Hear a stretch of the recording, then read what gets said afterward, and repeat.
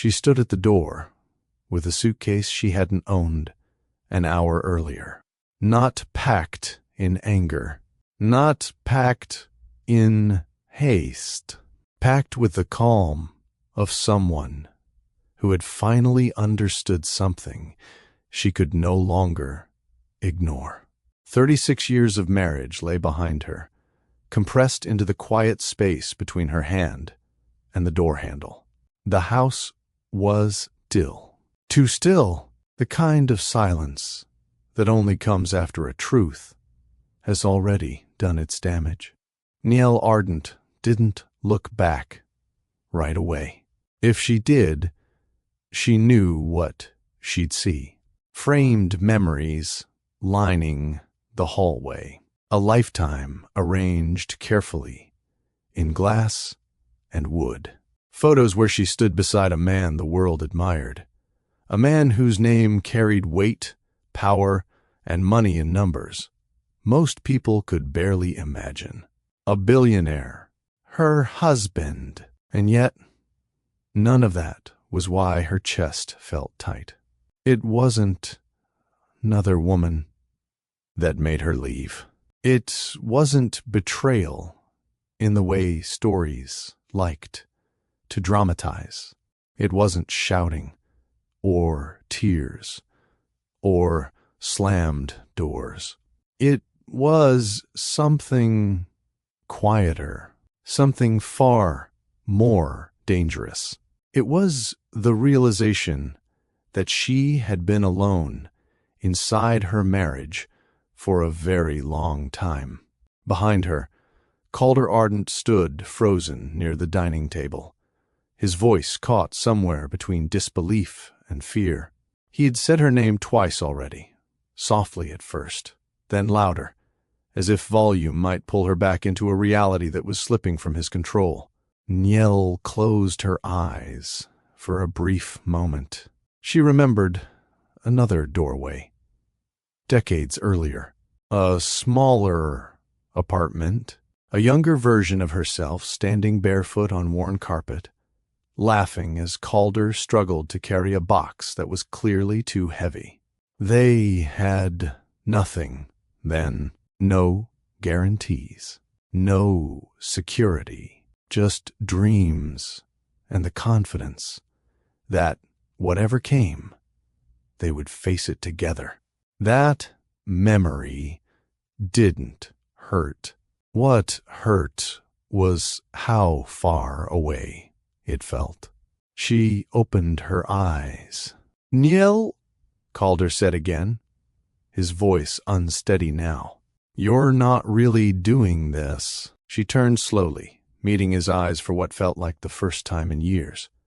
Not the distracted glances across a room, not the polite looks exchanged between obligations, but a real look, a final one. "I am," she said quietly. There was no bitterness in her tone, no accusation. That was what unsettled him the most.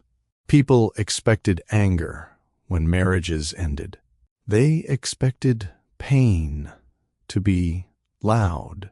They expected rage or desperation. But Niall had passed all of that already, long before this morning. This wasn't a reaction. It was a conclusion. Calder took a step toward her. "After everything we've built?" he asked.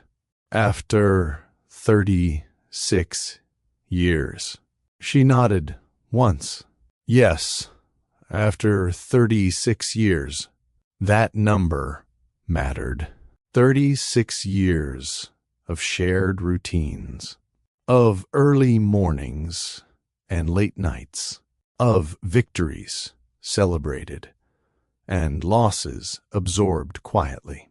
36 years of choosing the same person every day, even when it wasn't easy. Niall had chosen him, even when he stopped choosing her in the same way. The world saw Calder Ardent as a success story. A man who rose from modest beginnings to extraordinary wealth. A visionary, a leader, someone who commanded rooms with ease. But the world didn't see the dinners he missed, the conversations cut short, the way his mind was always somewhere else, even when his body was home.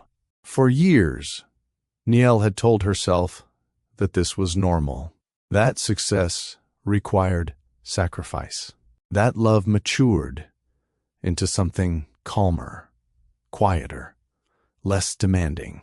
She had told herself that loyalty meant patience, and she had been patient. She learned how to eat alone without complaint, learned how to attend events smiling at his side, even when she felt like an accessory to his life rather than a partner in it, learned how to stop asking questions that might inconvenience him. She became good at making herself smaller. The strange thing was, Calder never asked her to do that. He just never noticed that she had. Niel adjusted her grip on the suitcase. It was light. She hadn't taken much, just enough for a few days. She didn't need more than that to walk away from a life that had already started letting her go. Calder's voice dropped. Is this about the money? The business? I can fix things. I can slow down. She looked at him, really looked at him, and felt something gentle settle in her chest. This isn't about money, she said, and it's not about slowing down. She paused, choosing her words carefully, not to spare him, but to honor the truth. It's about presence, she continued, and you stopped being present long before today. He opened his mouth to respond, then closed it again, because, for the first time, he didn't have an answer ready. Niel reached for the door handle. That was when the weight of what was happening finally caught up to him. Please, he said, the word unfamiliar in his mouth. At least tell me what changed. Niel didn't answer right away. Instead, her mind drifted back, just one day earlier, to the quiet afternoon in the study, to the tablet resting on the desk, to the image that hadn't shouted, threatened, or accused, just revealed. One photo, one moment, frozen in time, a moment that showed her something she could no longer explain away. She looked back at Calder, her expression calm, but resolved. What changed, she said softly, is that I finally saw what I'd been missing. She opened the door, and for the first time in 36 years, she stepped forward without waiting for him to follow. Before there were headlines, before wealth reshaped their lives, before silence learned how to hide inside routine, there was a version of love that felt uncomplicated. Niel remembered it clearly. They had been young when they married, young enough to believe that love alone could outpace uncertainty. Calder didn't yet carry himself like a man accustomed to power. He laughed more easily then, listened longer. His ambition was obvious, but it hadn't hardened into urgency yet. They lived in a small place, with uneven floors and windows that rattled whenever the wind pressed too hard. The kitchen barely fit 2 people, but they always seemed to find their way into it together, bumping shoulders, sharing tasks, turning ordinary evenings into something warm. Calder used to come home with his pockets full of ideas instead of money. He would sit at the table late at night, sketching plans on scraps of paper, explaining his visions with a kind of hopeful intensity that made Niel smile. She didn't understand everything he talked about, but she understood him. She understood that his dreams weren't about status. They were about building something solid enough to protect the people he loved. And she believed him. Niel had her own quiet strengths. She noticed details others overlooked. She remembered birthdays, small preferences, moments that mattered only because someone cared enough to remember them. When Calder doubted himself, she steadied him. When his ideas raced ahead, she anchored him back to the present. They weren't perfect, but they were aligned. Their romance lived in small gestures, shared meals, long walks with no destination, evenings spent talking about nothing important and everything at once. At night, they lay close, not just physically, but emotionally, sharing worries they never voiced during the day. Back then, intimacy wasn't rushed or habitual. It was intentional. It felt like a conversation without words. When Calder's first major opportunity came, it didn't arrive with certainty. It arrived with risk. There were months when money felt thin, when bills piled higher than comfort allowed. Calder worked longer hours, driven by the belief that this phase was temporary. Niel never complained. She tightened their budget quietly.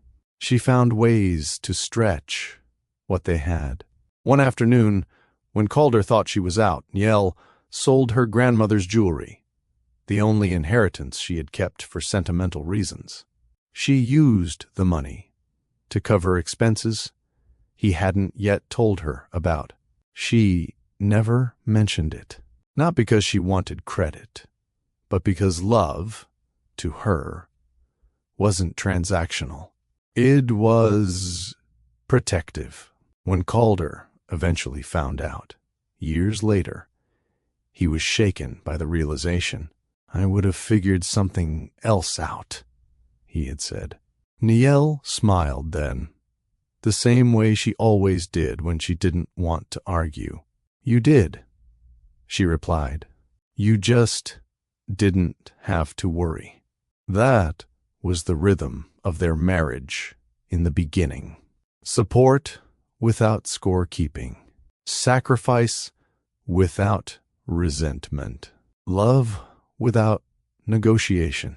As Calder's work began to gain traction, the changes were subtle at first. A late night here, a missed dinner there. Niel understood. Growth demanded effort. She reminded herself that this was the life they had both worked toward. And for a while, it still felt shared. They celebrated milestones together. Calder never forgot to bring something home. Flowers, a small gift, a note scribbled quickly but sincerely.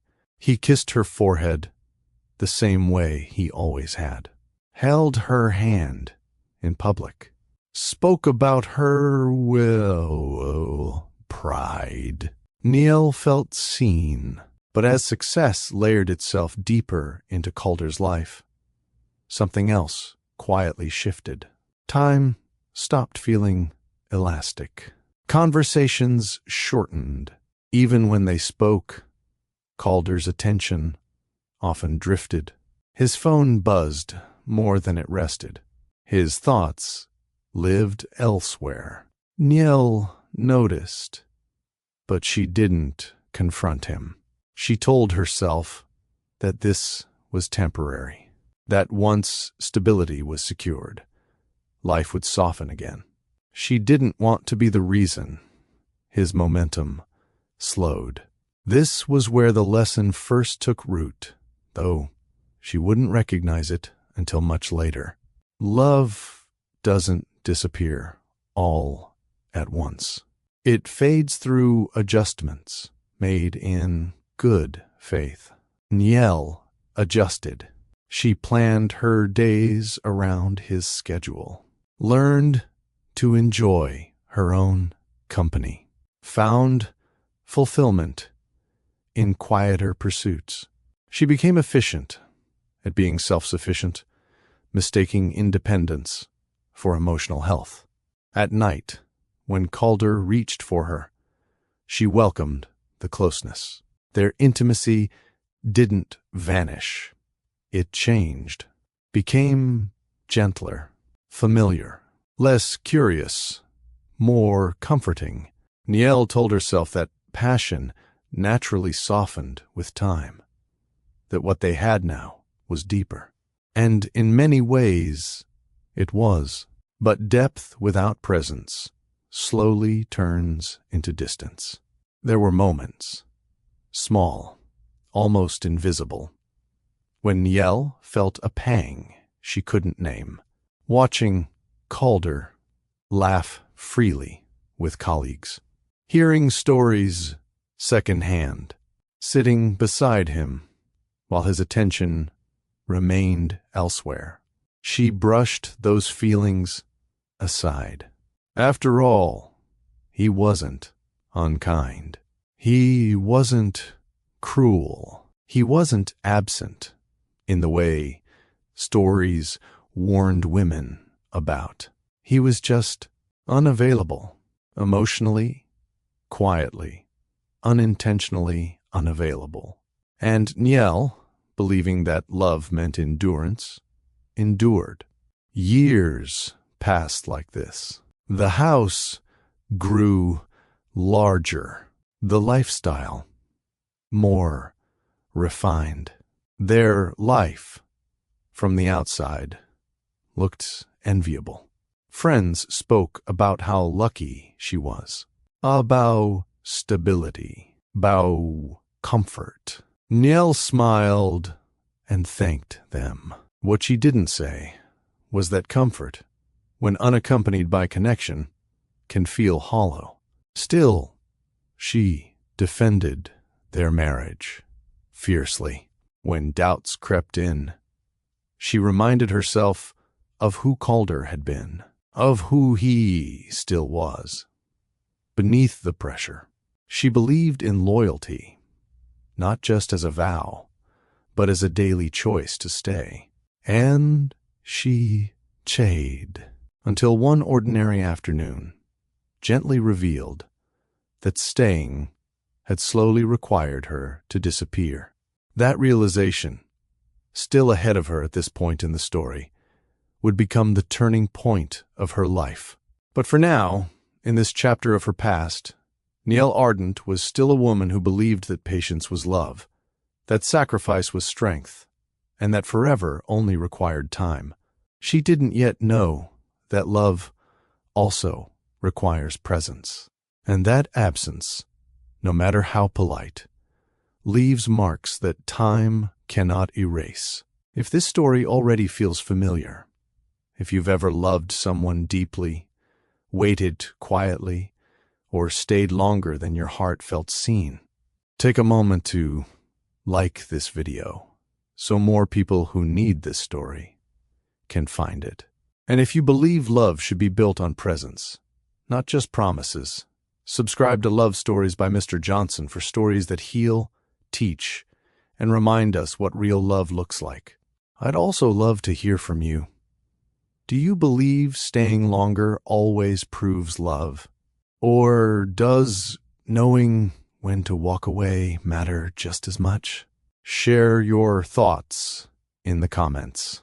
Success didn't arrive like a storm. It came like a slow change in weather, quiet enough that no one thought to seek shelter. For Niel and Calder, the first real shift happened the year Calder's company stopped surviving and started expanding. The fear that had once shadowed his work was replaced by momentum. Meetings multiplied. Travel became frequent. His phone, once silent on weekends, rarely rested. At first, Niel welcomed the change. She saw how proud Calder was of what he'd built. She admired the confidence settling into his posture, the way his voice carried certainty now. She told herself this was the reward for years of uncertainty. This was what they had worked toward together. When Calder came home late, he still apologized. He still reached for her hand, still asked, sometimes, if she was awake. Those small efforts mattered.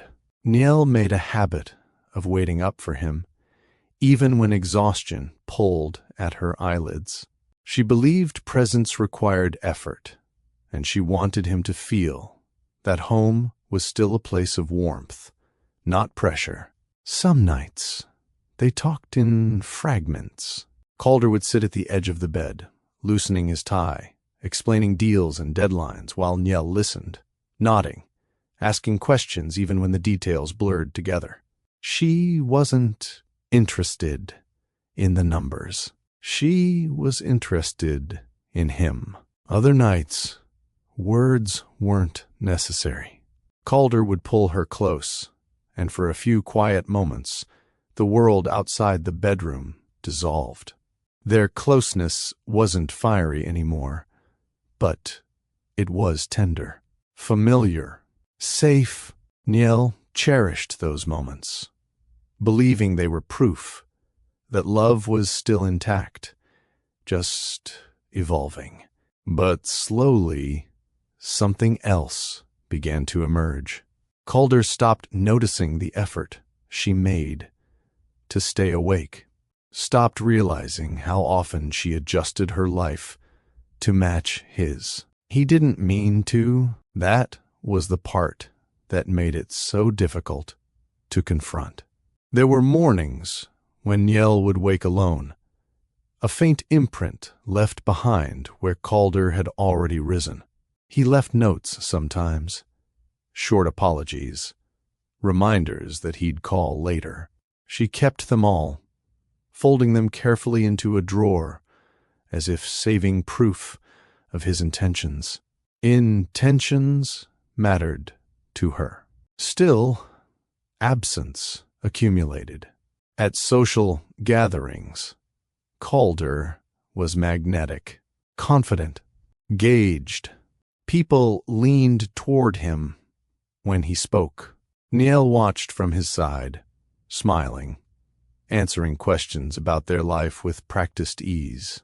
"You must be so proud," people told her. She was, but pride, she was learning, didn't always fill the same space as connection. There were evenings when Calder returned from trips carrying gifts, expensive, thoughtful, chosen with care. Niel thanked him genuinely. She didn't need extravagance to feel loved. She needed attention, but she accepted what he offered, telling herself that love showed up in different forms. Education often begins with a quiet misunderstanding. Calder believed providing stability was love. Niel believed sharing presence was love. Neither was wrong, but neither was fully hearing the other. As Calder's world expanded, Niel's became more contained. She filled her days intentionally. Volunteer work gave her purpose. Reading kept her curious. Long walks helped her process the emotions she rarely voiced. She learned to enjoy solitude, mistaking it for strength rather than adaptation. This is how many long marriages shift, not through conflict, but through accommodation. Niall became skilled at minimizing her needs. She stopped asking Calder to come home earlier, stopped suggesting spontaneous plans, stopped expressing disappointment when schedules changed. She told herself she was being supportive. Calder noticed her independence and felt reassured. In his mind, things were working. Niall wasn't unhappy. She wasn't complaining. The home remained peaceful. Their life was stable. Peace, however, is not the same as fulfillment.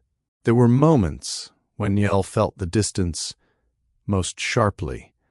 Small, unexpected moments. Watching a couple laugh together on a park bench. Hearing Calder recount a conversation he'd had with someone else that sounded more animated than the ones they shared at home. She brushed these feelings aside.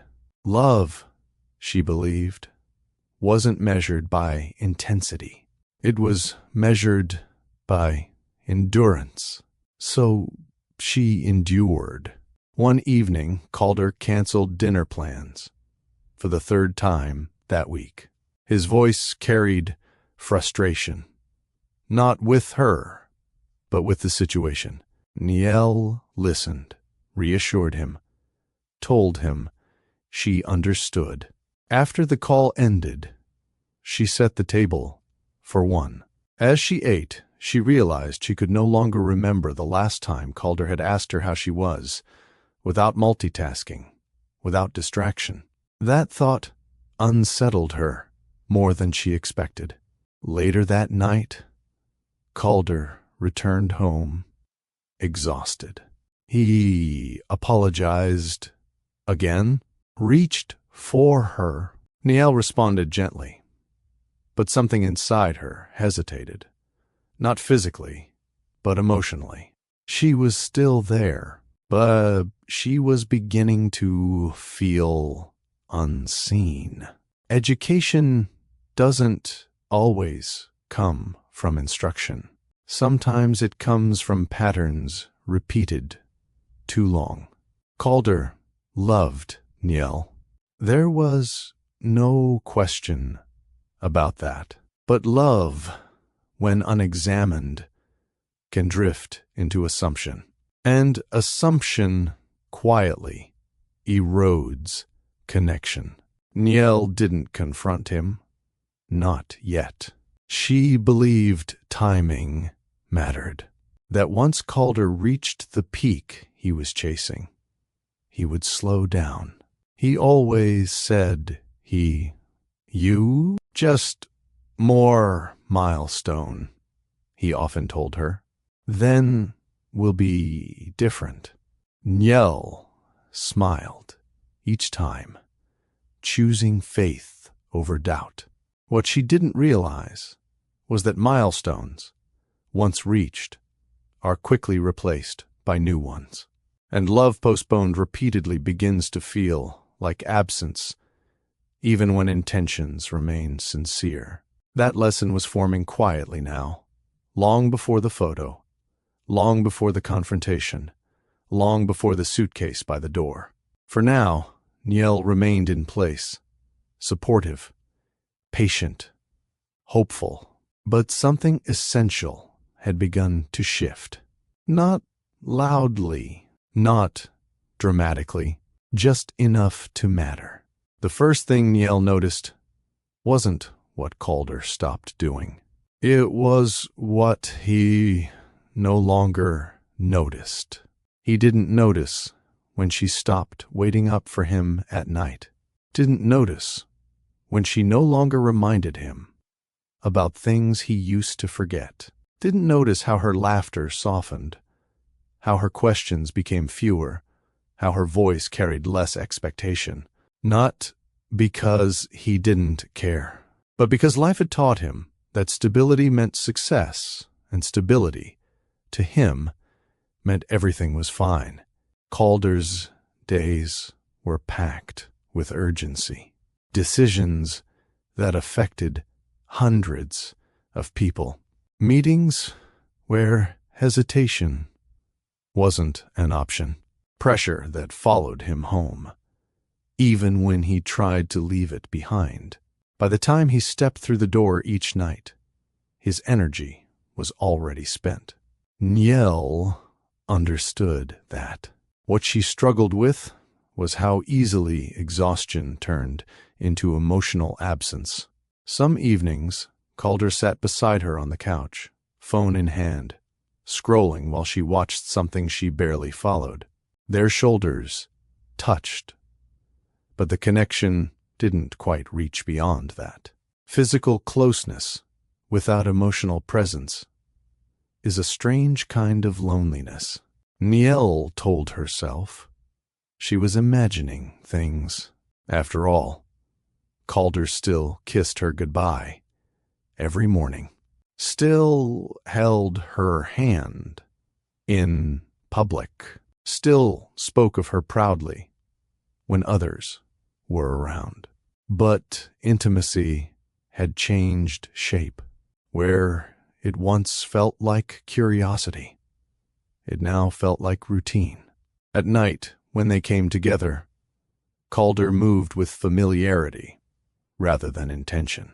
Niel responded, not out of obligation, but out of habit, believing that closeness, even softened, still counted as connection. She told herself that passion naturally fades. What she didn't realize was that intimacy doesn't fade. It transforms when nurtured and thins when neglected. There were moments when Calder tried. He suggested trips that ended early, dinners scheduled weeks in advance, evenings where he promised to be fully present, only to be pulled away by something urgent. Each interruption chipped away at Niel's expectations. She stopped being disappointed. That was when the real distance began. Education often hides in this truth. When you stop feeling disappointed, it's not because things improved. It's because you stopped hoping. Niel became efficient at managing her emotions. She filled the gaps with purpose, took pride in being low maintenance. Friends admired her calm, her independence, her ability to handle things.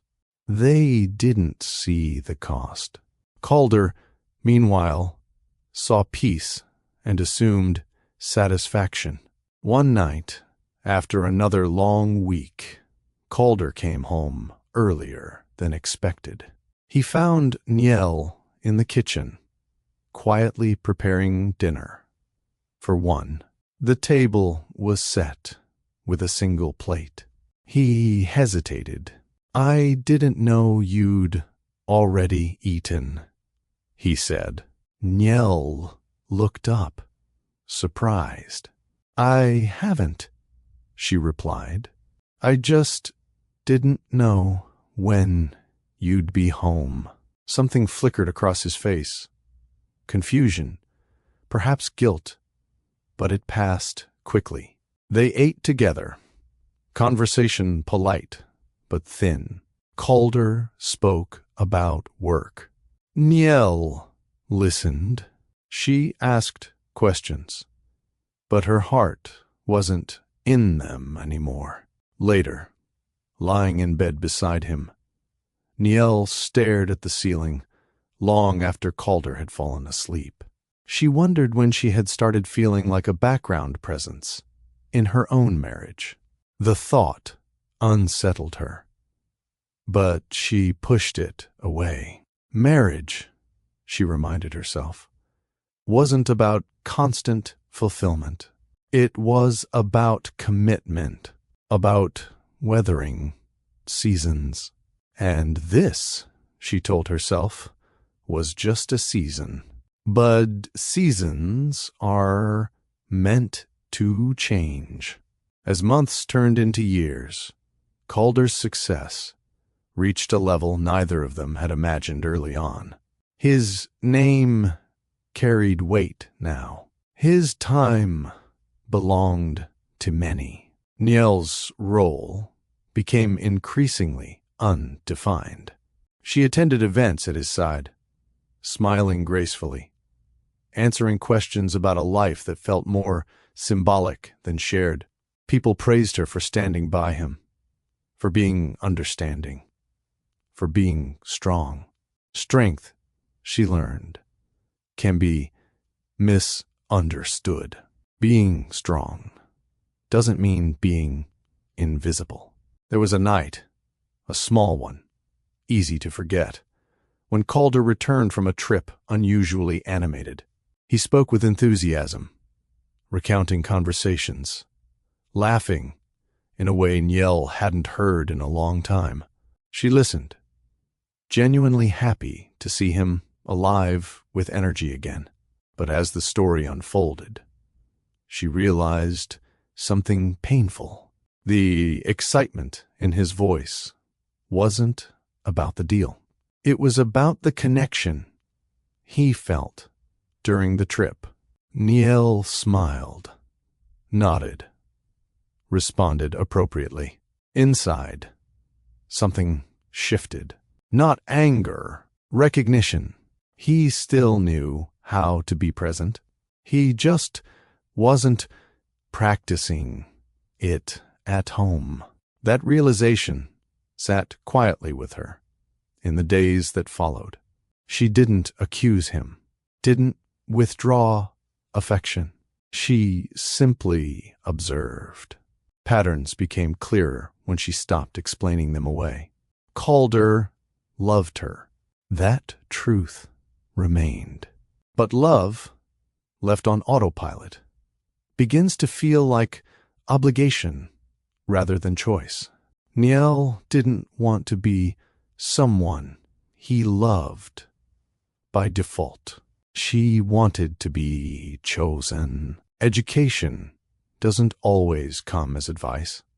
It comes as awareness.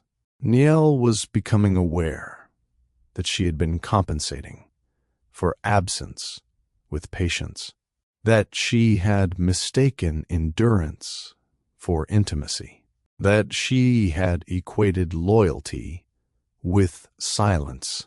And still, she stayed, because hope is powerful, because history is heavy, because walking away from decades feels impossible until it isn't. For now, Nielle continued her life beside Calder, outwardly composed, inwardly reflective. The photo had not yet appeared.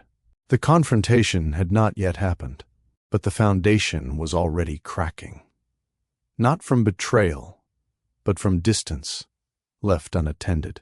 And distance, when ignored long enough, does not announce itself. It simply becomes the truth.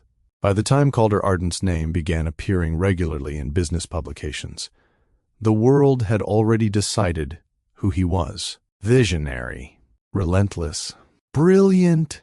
Articles praised his discipline, his strategic mind, his ability to see what others missed. Interviews highlighted his journey, from modest beginnings to extraordinary achievement. Photos showed him confident and composed, often standing beside Nielle, whose quiet presence completed the image of stability he represented. From the outside, their life looked complete. Inside the house, however, success had begun to occupy space that love once held. Calder's schedule no longer belonged to him alone. It belonged to boards, investors, partnerships, and obligations that stretched across time zones. His phone rang during meals. His laptop followed him into rooms where it didn't belong. Niel noticed how often he apologized without changing anything.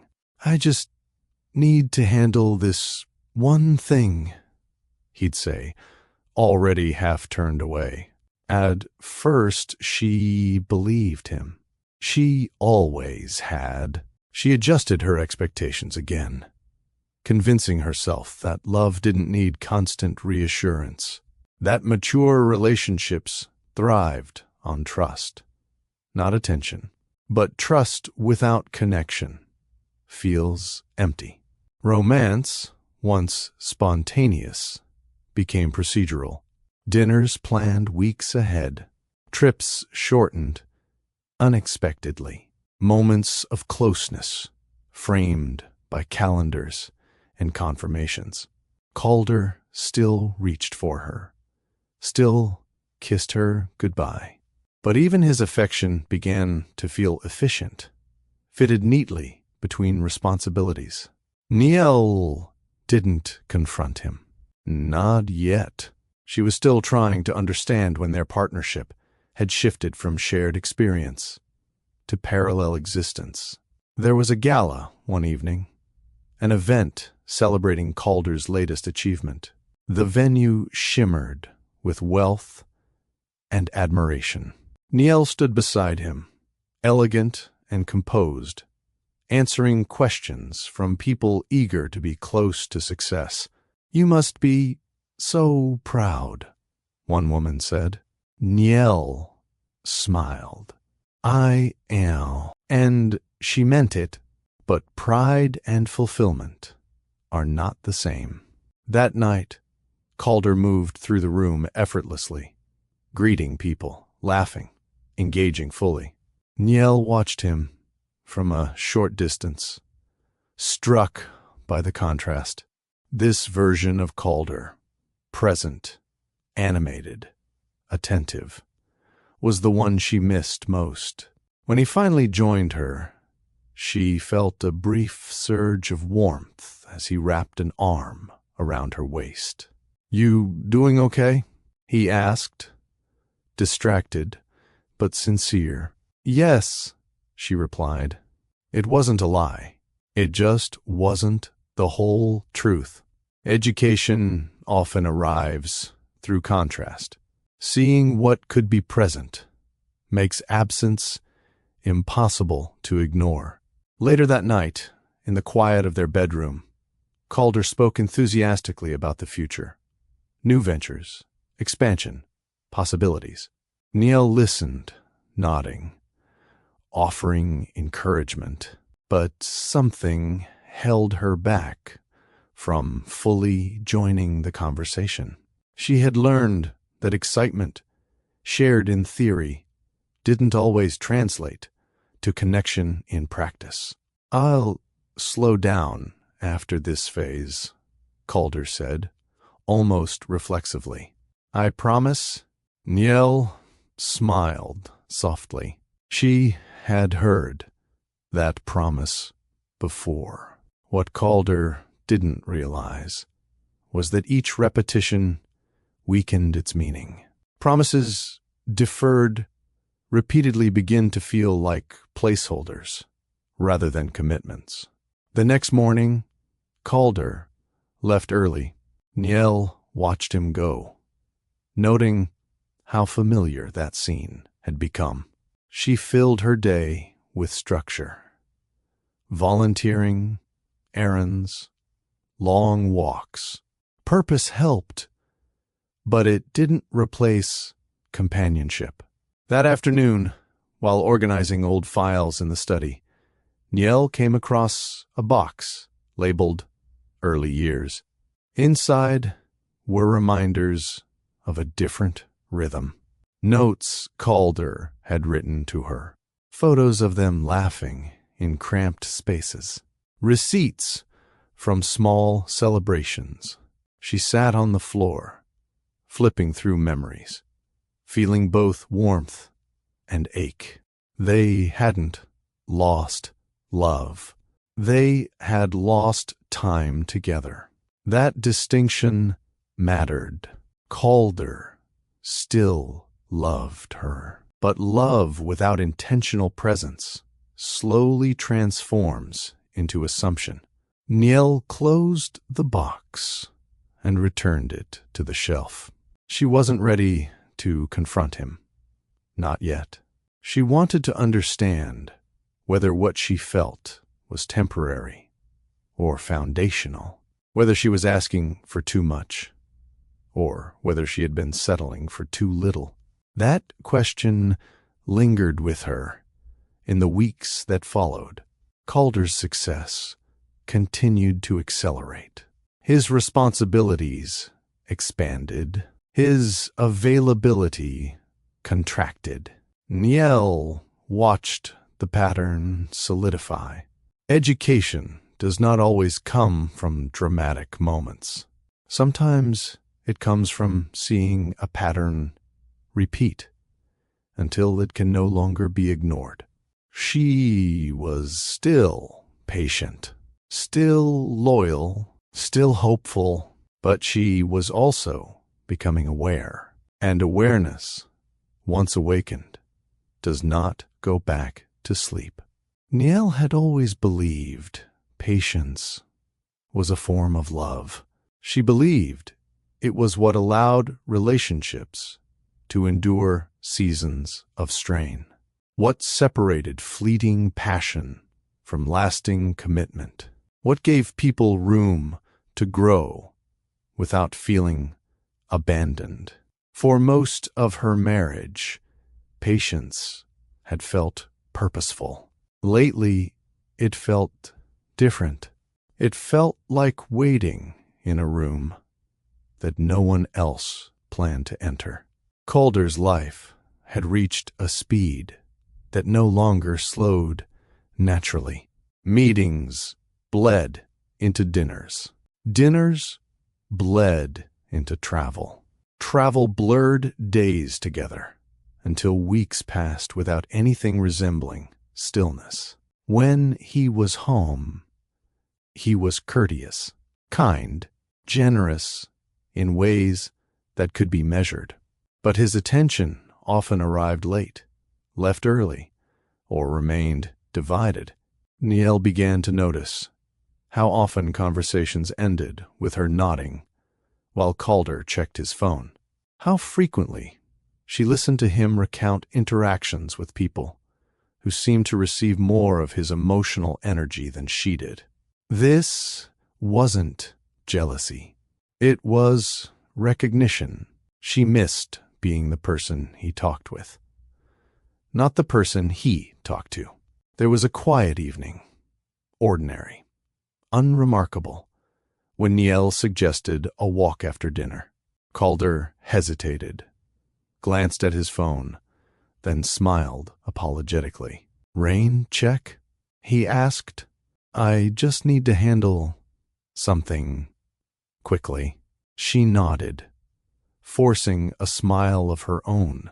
An hour passed. Then 2. By the time Calder emerged from the study, the night had settled into stillness. Niel was already in bed, eyes open, listening to the house breathe. He slipped in beside her, whispered an apology, and fell asleep almost immediately. Niel lay awake, staring at the ceiling, realizing something she hadn't allowed herself to think before. She was lonely, with someone right next to her. Education often begins with naming the truth. That night, she finally named it. In the days that followed, Niel experimented with something new. She stopped compensating. She no longer rearranged her schedule around Calder's. She no longer waited up. She no longer softened her disappointment with understanding explanations, not out of bitterness, but curiosity. She wanted to see what would happen if she stopped filling the space he left behind. At first, nothing changed. Calder didn't notice the empty seat at the table, didn't question why she no longer asked about his day, didn't sense the shift in her energy. That realization was heavier than any argument could have been. It taught her something quietly devastating. Some people don't notice your absence until you leave entirely. There was a weekend when Calder promised they'd spend time together. No meetings, no calls, just them. Niall believed him. She prepared dinner, chose music, allowed herself to feel hopeful again. Saturday morning passed peacefully. They talked, laughed, shared coffee in comfortable silence. Then the phone rang. Calder hesitated, eyes flickering with conflict. He answered anyway. The call lasted longer than promised. Then another followed. Then a quick errand that stretched into hours. By evening, the moment had dissolved. Niall didn't react. She cleaned up quietly, put leftovers away, and retreated into herself. Calder noticed her distance then, but misread it. "You're being quiet," he said, concern edging his voice. "I'm fine," she replied honestly. She was, but fine was no longer fulfilling.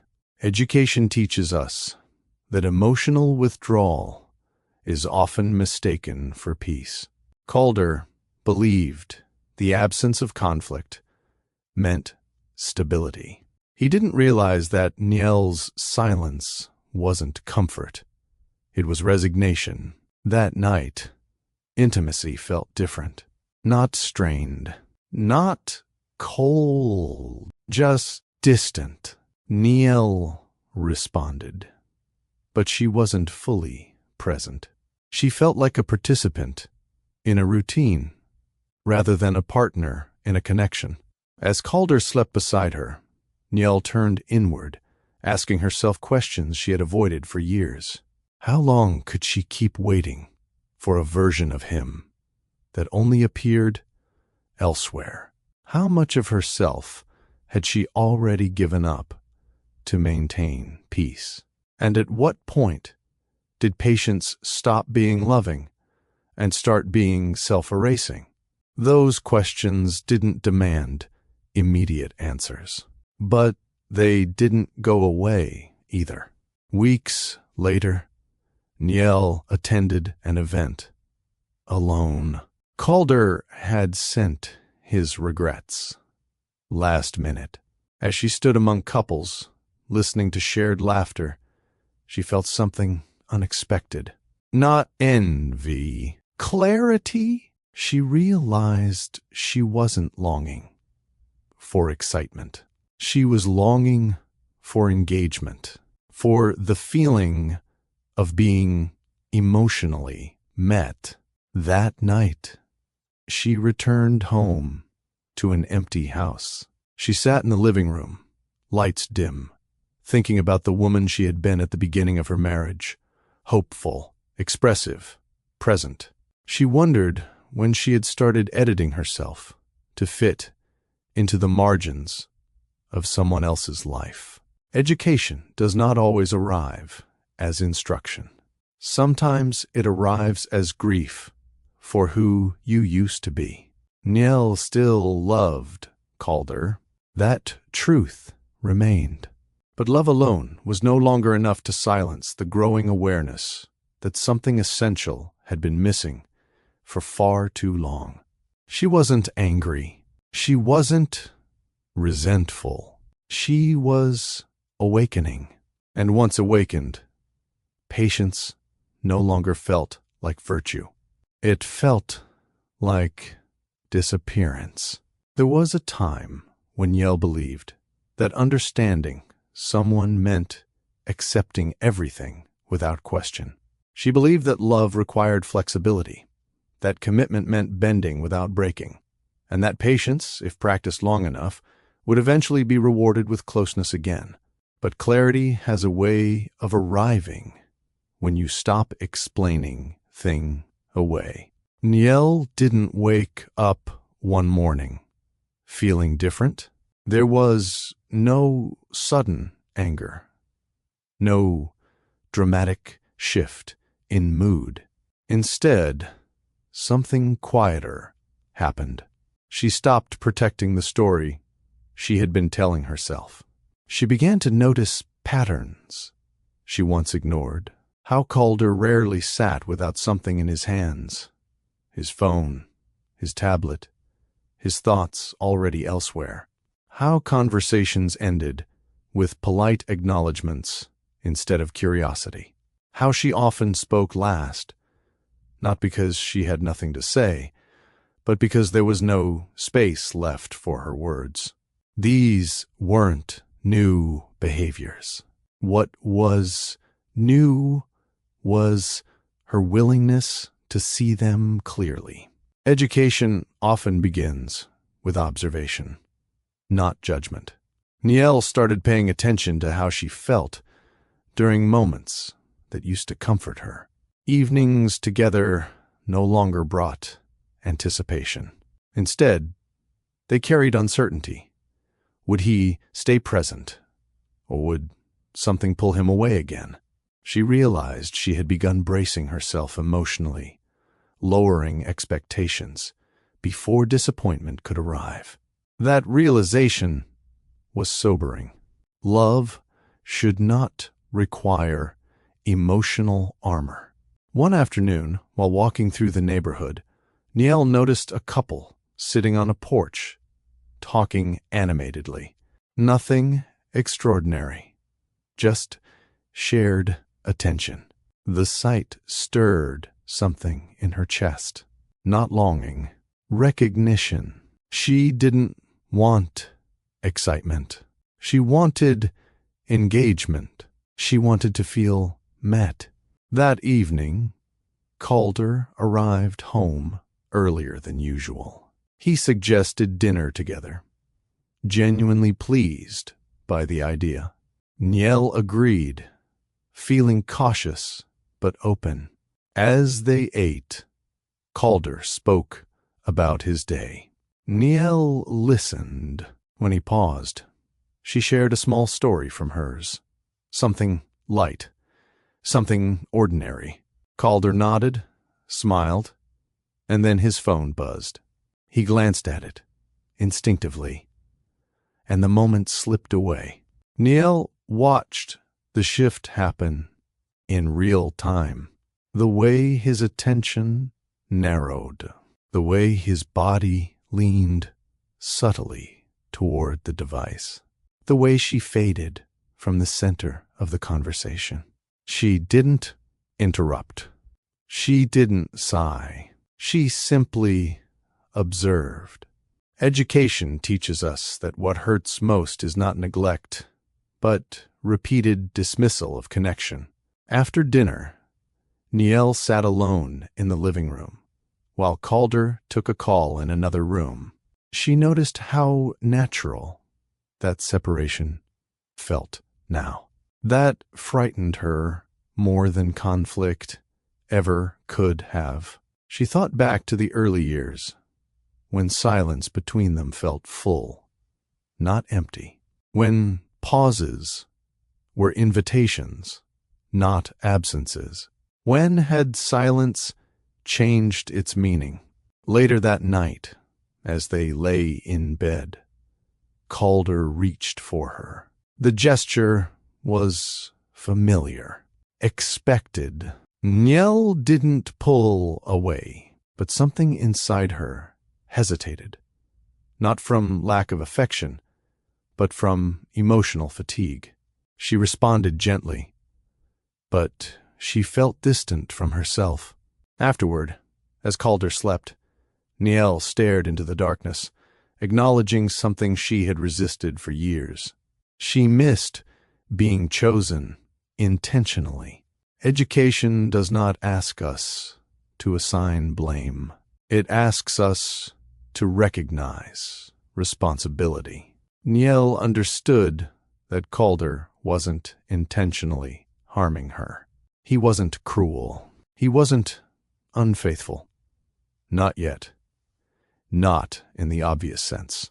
But love unattended slowly transforms into habit.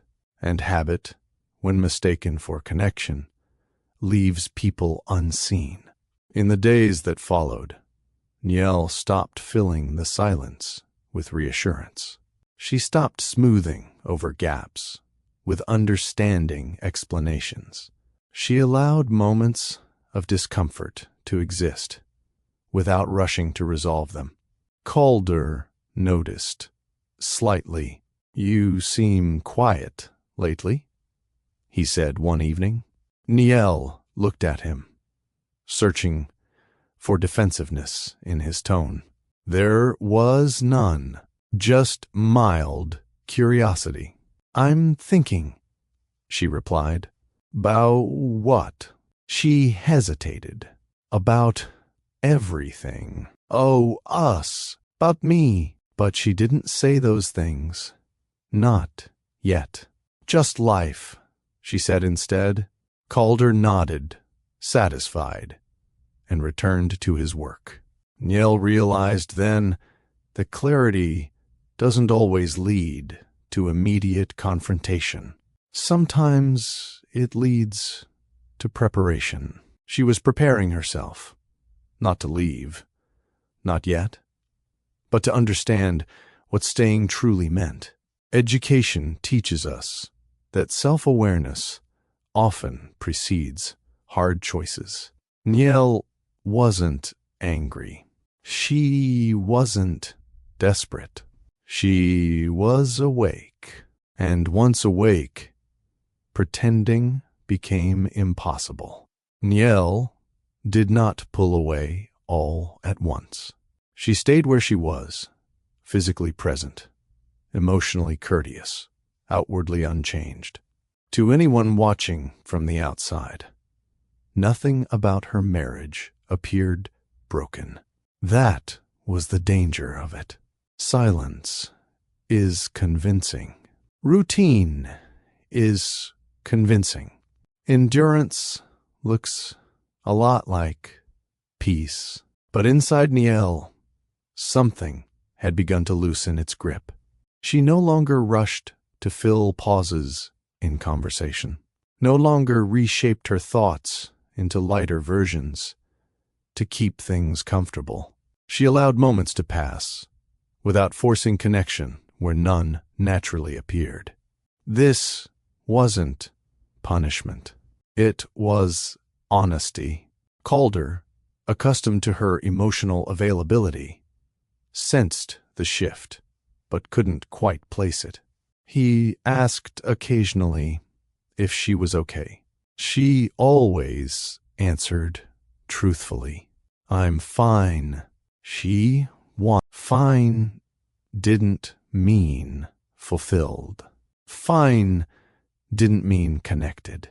It meant she had stopped asking for more than what was being offered. Education teaches us that when someone stops asking, it's not because they no longer care.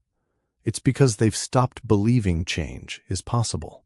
Niel's detachment wasn't cold. It was quiet, almost kind. She still cooked, still attended events, still smiled when appropriate, still lay beside Calder at night.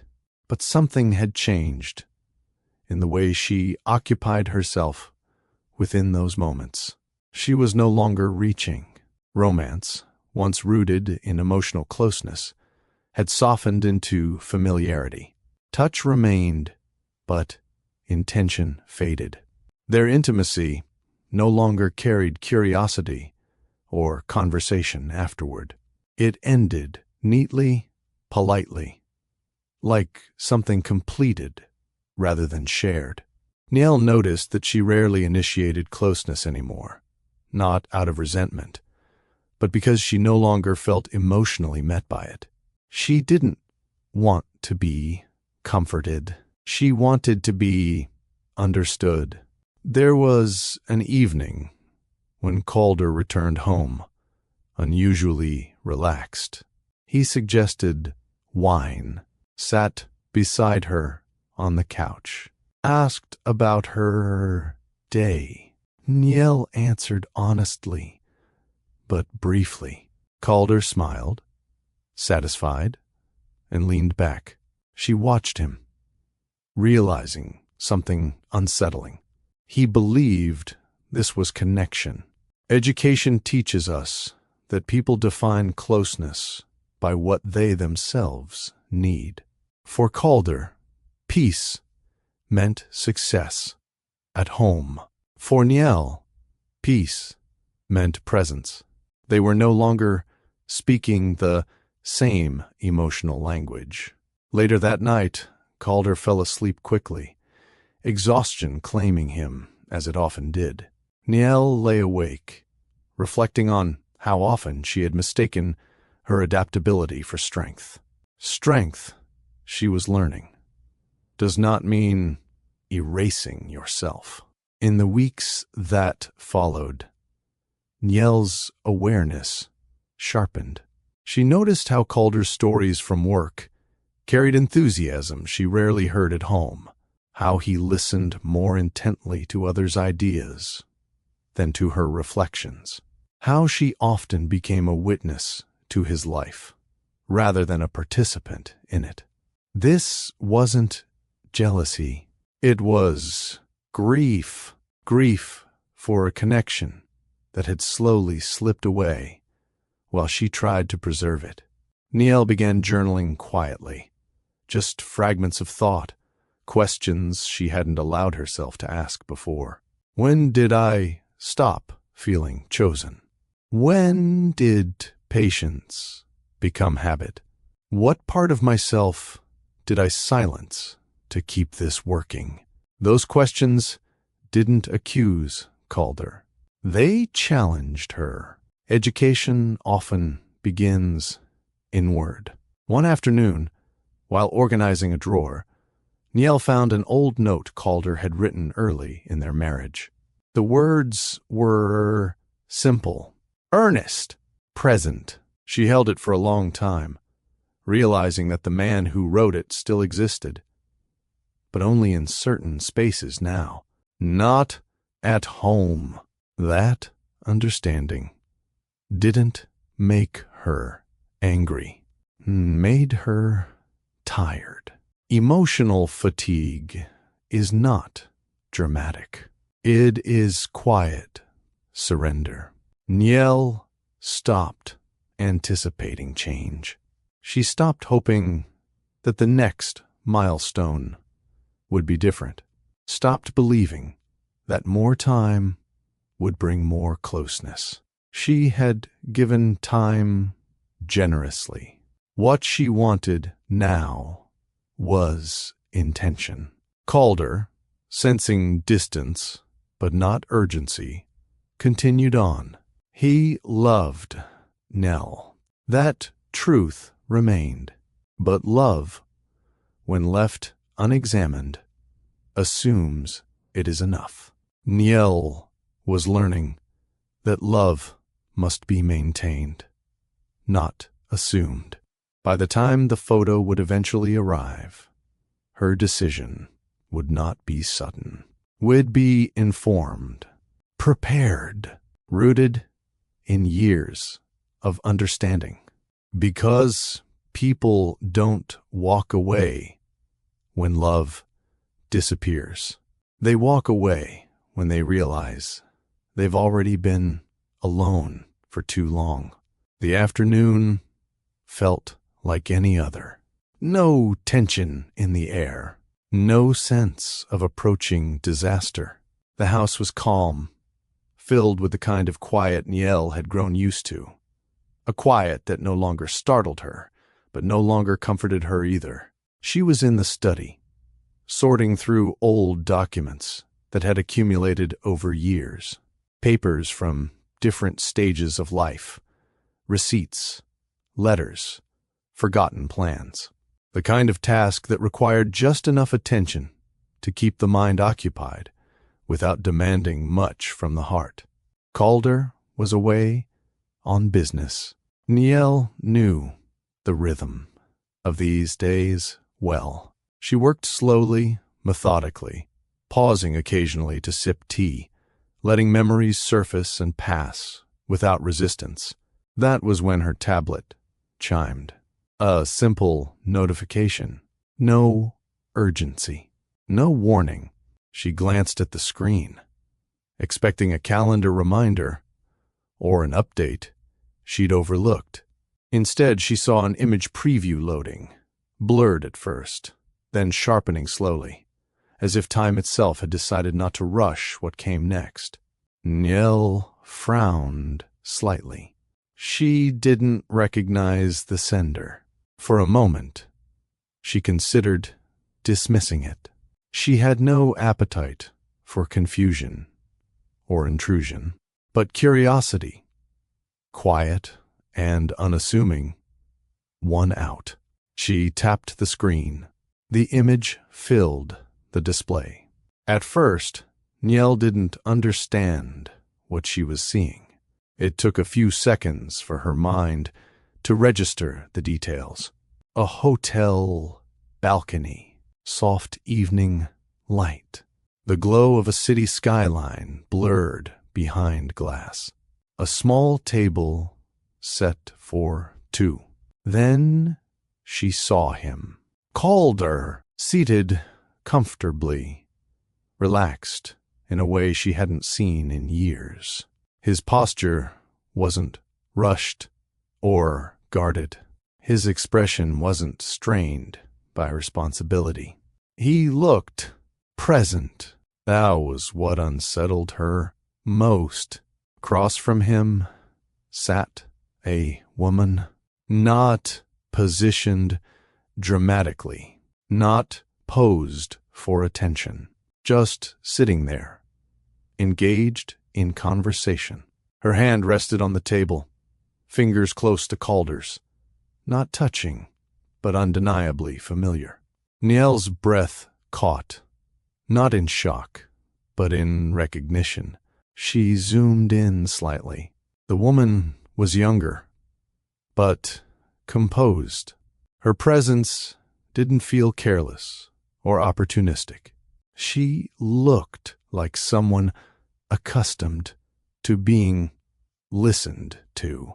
Niel didn't feel anger. She felt something else, something far sharper. Clarity. She checked the timestamp. 2 weeks ago. Niel set the tablet down gently, as if sudden movement might disturb the stillness of the room. She leaned back in her chair, hands folded in her lap, staring at nothing in particular. Her mind didn't race. It aligned. This wasn't about another woman. It was about the version of Calder sitting across from her. He wasn't distracted. He wasn't half present. He wasn't glancing at a phone or thinking ahead. He was there, fully. Education often comes from contrast. Niel realized that the man she shared a house with and the man in that photo were not the same in the ways that mattered most. She didn't imagine betrayal where there was no proof. She didn't invent stories to justify leaving. She didn't spiral into self-doubt. She asked herself one simple question. When was the last time he looked at me like that? She couldn't answer it. Niel exhaled slowly, feeling a strange calm settle over her. The kind of calm that arrives when denial finally loosens its grip. She had spent years explaining absence away. The photo did not accuse. You revealed. She picked the tablet back up, studying the image again, not to search for wrongdoing, but to understand what it showed. Capacity. Calder still knew how to be emotionally present. He simply wasn't choosing to be that way at home. That realization landed gently but decisively. Niel didn't cry. She didn't feel rage or jealousy. She felt validated. Validated in every moment. She had felt unseen. Validated in every instinct she had silenced. Validated in the quiet grief she had carried without explanation. She locked the tablet and placed it face down on the desk. Outside, the afternoon light continued its slow shift, indifferent to the truth that had just entered the room. Niel stood, smoothing her blouse, grounding herself in the present. Nothing had exploded. Nothing had collapsed. But everything had changed. Not because of what the photo showed, but because of what it confirmed. Niel didn't move right away. She remained seated at the desk, hands resting calmly in her lap, breathing evenly as if nothing extraordinary had happened. Outside, the world continued without interruption. A car passed. A bird called somewhere in the distance. The house held its familiar stillness. And yet, something irreversible had settled inside her. The photo had not shocked her. That was the part that surprised her most. There was no rush of disbelief, no desperate need to explain it away. She did not search for missing context or alternative interpretations.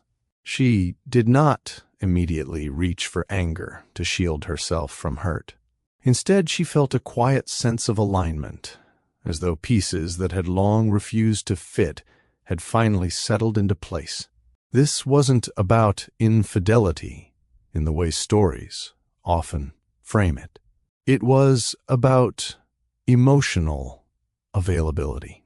Niel thought back over the years she had spent convincing herself that absence was a natural cost of success. That emotional distance was simply a phase. That patience would eventually be rewarded with closeness again. The photo told a different story. It showed her that the version of Calder capable of presence still existed. He just wasn't bringing that version home. Education often arrives as confirmation, not revelation. Niel stood and walked slowly through the house, grounding herself in familiar spaces. She passed framed photos on the wall, vacations, milestones, posed smiles that captured moments but not feelings. She paused in front of one taken years earlier. They stood close together, Calder's arm around her waist, her head tilted slightly toward him. She remembered that day, not because it had been extraordinary, but because he had been attentive, fully there. The kind of presence that made even ordinary moments feel shared. She realized then that what she mourned wasn't the loss of a marriage.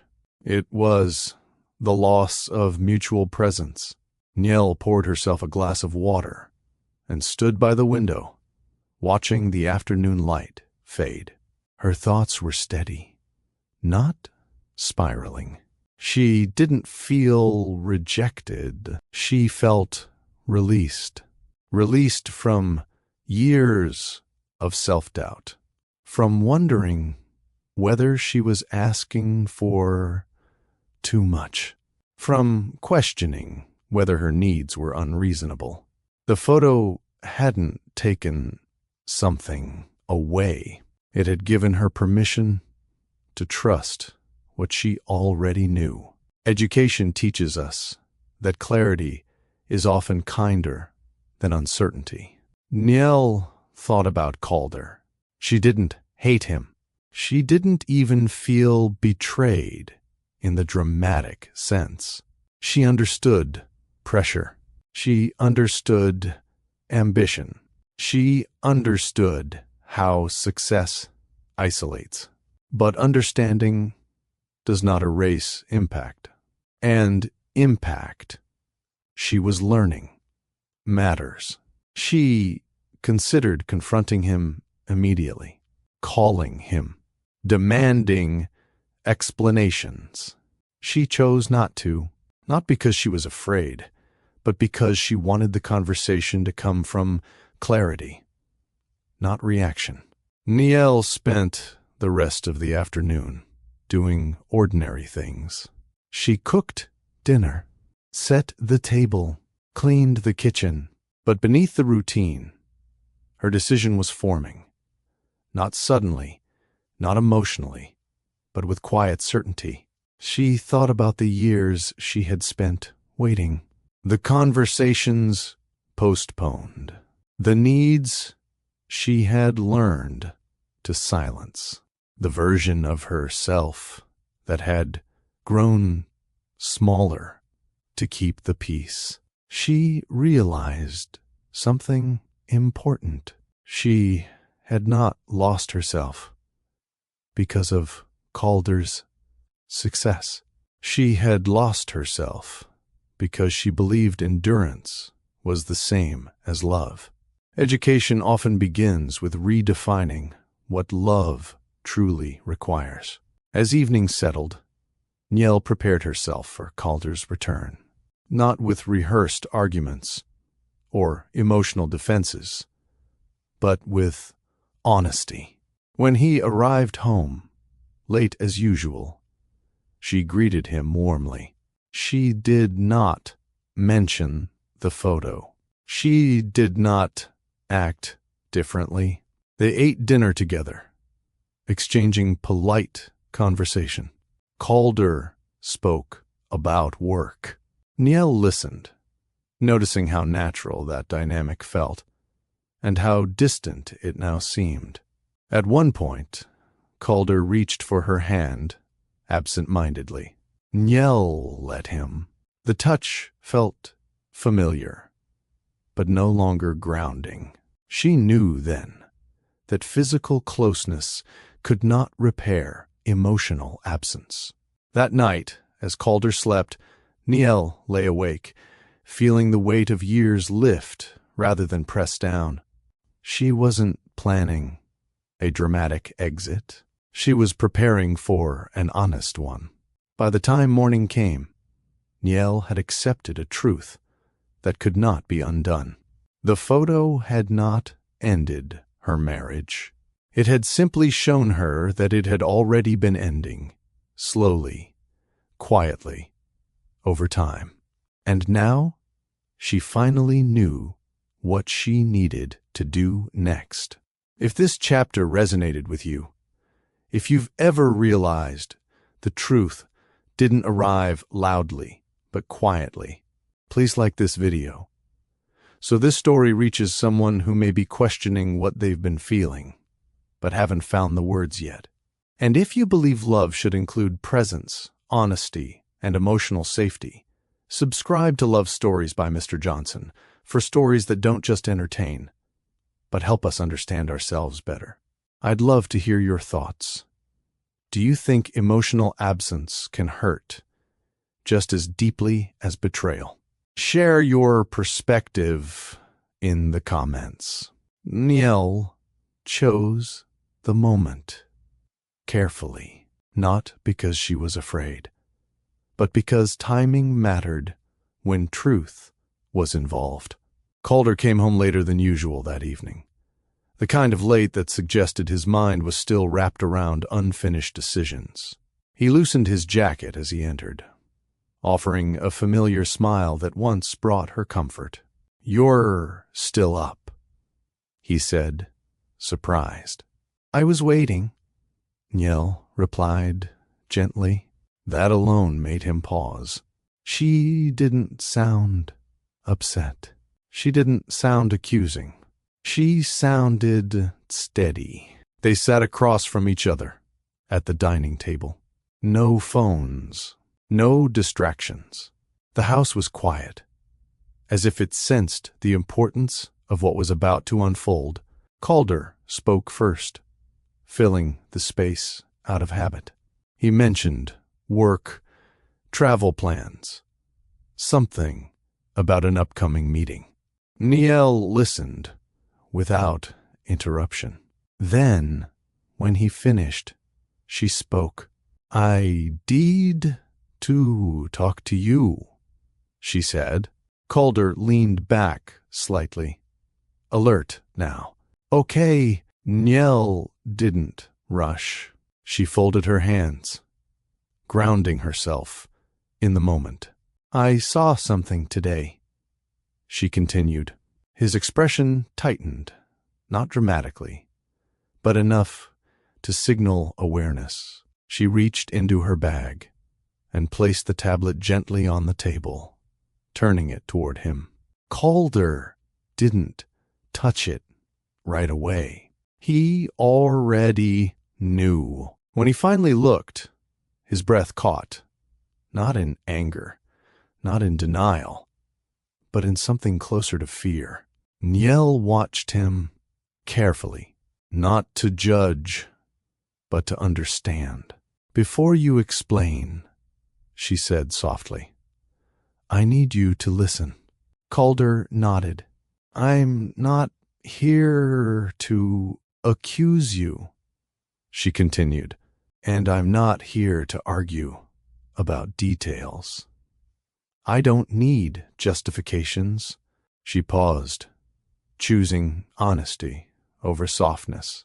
What that photo showed me wasn't another woman, she said.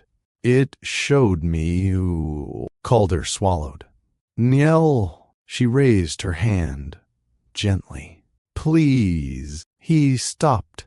That man in the photo, she continued, was present, engaged, fully there. And I realized something that I can't ignore anymore. She met his eyes.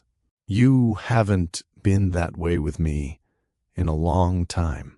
The words landed quietly, but firmly. Calder exhaled, slowly, rubbing his temple. That's not fair, he said carefully. You know how much pressure I'm under. You know how demanding things have been. I do, Niel replied. I've understood for years. She leaned forward slightly. But understanding doesn't erase absence. Education teaches us that explaining behavior does not undo its emotional impact. Calder's voice softened. I love you. You know that. I know, Niel said. That's why this hurts. She spoke then of things she had never fully articulated before, of evenings spent alone while waiting without complaint, of conversations shortened or interrupted, of learning to need less so his life could remain uncomplicated. She didn't list grievances. She described patterns. You didn't leave me for someone else, she said quietly. You left me for a version of yourself that no longer includes me. Calder stared at the table. I didn't realize it had gotten that bad, he said finally. Niel nodded. That's part of the problem. Silence stretched between them. Tense. Heavy. Calder reached for her hand. I can fix this, he said quickly. I can slow down. We can go to counseling. I'll do whatever it takes. Niel didn't pull away, but she didn't hold on either. This isn't about promises anymore, she said gently. It's about timing. He frowned. What does that mean? It means, she replied, that I've spent years waiting for the right moment, for things to calm down, for you to have space, for us to reconnect. She inhaled slowly, and somewhere along the way, waiting became my entire role. Education teaches us that love postponed indefinitely becomes absence, no matter how sincere the intention. Calder's voice broke slightly. What are you saying? Niel looked at him with compassion, not anger. I'm saying I don't want to beg for presents anymore, she said, and I don't want to be chosen only when it's convenient. The weight of her words settled over the room. This wasn't an argument. It was a reckoning, and for the first time, Calder realized that Niel wasn't threatening to leave. She was explaining why she already had. Calder sat back slowly, as if the air in the room had grown heavier. He had negotiated billion-dollar deals, navigated crises, steadied investors during uncertainty, but nothing had prepared him for this kind of reckoning. There were no numbers to adjust, no strategy to deploy, only the quiet realization that something essential had been slipping away while he was certain it was secure. I never meant to make you feel that way, he said finally. Niel nodded. I know. That was the hardest part for him to understand. That intention and impact were not the same. Calder leaned forward, elbows on the table, voice urgent now. I thought you understood what this phase required. I thought we were in this together. We were, Niel replied, until being together meant I waited alone. Her tone wasn't accusatory. It was factual, as if she were describing the weather after a storm had already passed. Calder shook his head slowly. You should have told me it this bad. Niel met his eyes. I did. Just not loudly. She reminded him, gently, of the evening she had asked for time, the plans that had been postponed, the moments she had tried to reconnect only to be met with distraction or delay. She spoke of how often she had softened her disappointment so it wouldn't feel like pressure. I didn't want to compete with your work, she said. I just wanted to share base with you again. Calder pressed his lips together, the truth settling in. He realized how often he had interpreted her patience as resilience, her silence as satisfaction. Education teaches us that unspoken needs do not disappear. They simply go unmet. I can change, he said, desperation creeping into his voice. I can step back. We can rebuild. Niel listened carefully. Then she said the words he hadn't expected. I believe you. Hope flickered in his eyes. But belief isn't enough anymore, she continued. She explained what she had come to understand in the hours since seeing the photo. That clarity had replaced confusion. That waiting had shaped her identity more than she realized. That she had begun to measure her worth by how little she needed. "I don't want to be strong at the cost of myself," she said quietly. Calder stood, pacing slowly. "So what? This is it? After everything we've built?"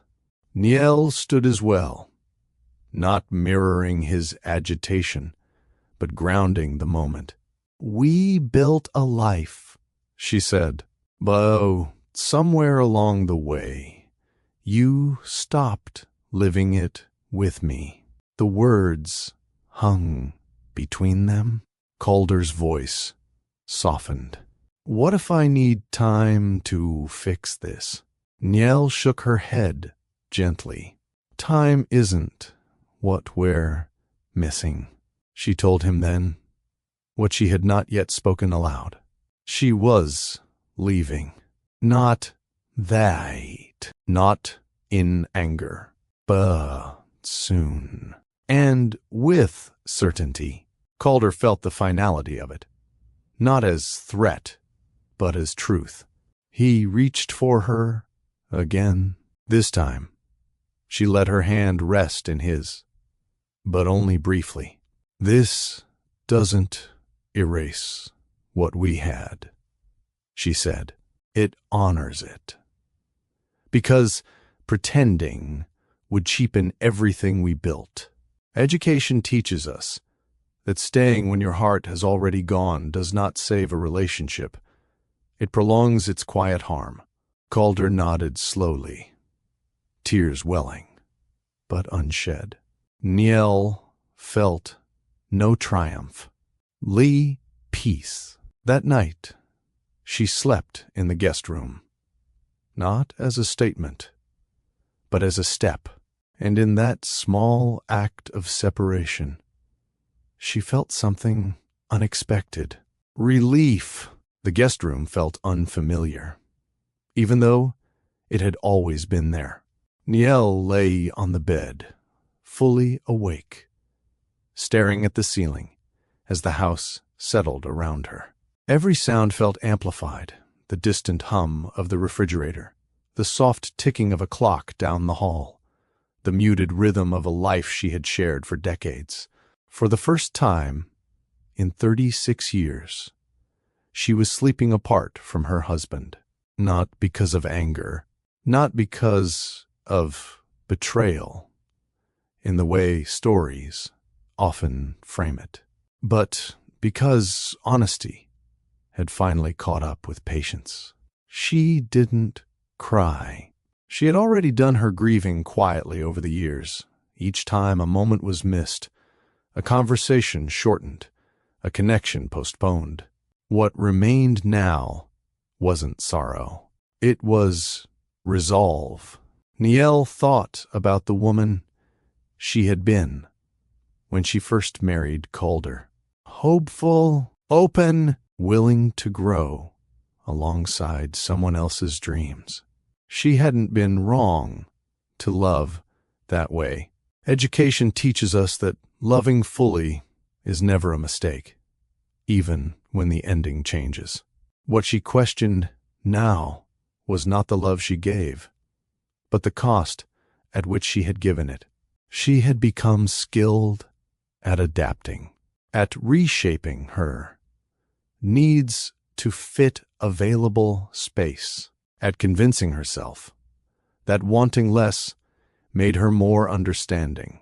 But love, she realized, does not require self-erasure.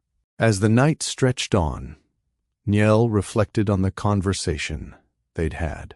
Calder's surprise, his regret, his late-arriving awareness.